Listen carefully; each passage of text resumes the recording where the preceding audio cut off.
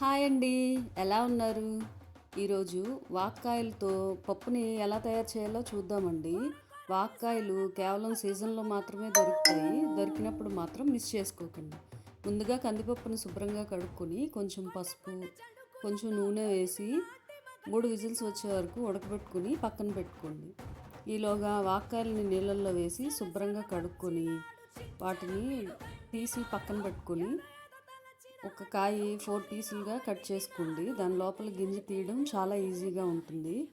గింజలతో పాటు వండేస్తే పప్పు కూడా కొంచెం వగరుగా ఉంటుందండి. ఇది కొంచెం టైం టేకింగ్ ప్రాసెస్. ఈ గింజలన్నీ తీసి శుభ్రంగా ముక్కలుగా కట్ చేసుకొని పక్కన పెట్టుకోవాలి.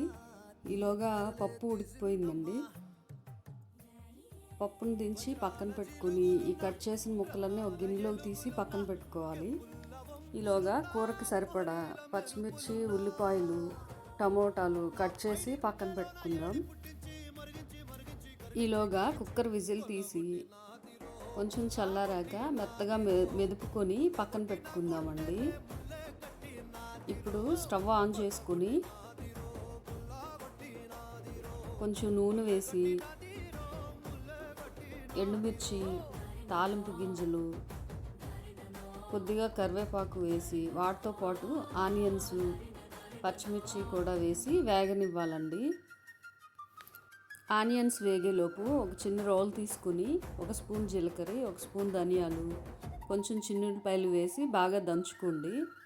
ఈలోగా ఆనియన్స్ వేగిపోయాయండి. ఇప్పుడు కొంచెం టమోటాలు యాడ్ చేసి 10 నిమిషాల సేపు మగ్గనివ్వాలండి.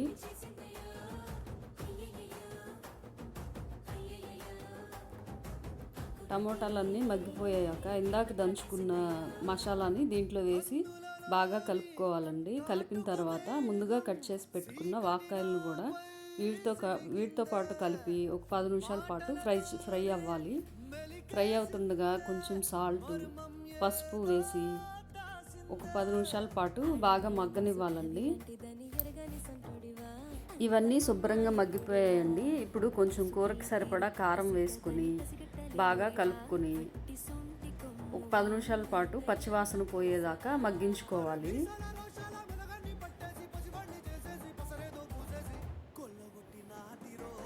ఇప్పుడు మూత తీసి చూద్దామండి. శుభ్రంగా మగ్గిపోయింది. ఇప్పుడు మగ్గింది కదండి, ఇందులో ముందుగా ఉడకబెట్టి పక్కన పెట్టుకున్న పప్పు దీంట్లో వేసి బాగా కలుపుకోవాలి.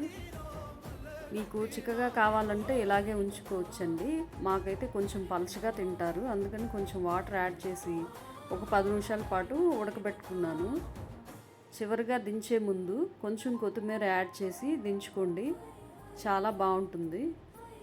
నేనైతే వాక్కాయ పప్పుని ఇలా ట్రై చేశానండి. మీరు ఎలా చేస్తారో కమెంట్స్ రూపంలో నాకు తెలియచేయండి. ఈ వాక్కాయ పప్పు వేడి వేడి అన్నంలో సర్వ్ చేసుకొని తింటే చాలా బాగుంటుందండి. ఒకసారి మీరు కూడా ఈ విధానాన్ని ట్రై చేయండి. మీకు కనుక ఈ వీడియో నచ్చినట్టయితే లైక్ చేసి, షేర్ చేసి, సబ్స్క్రైబ్ చేయండి.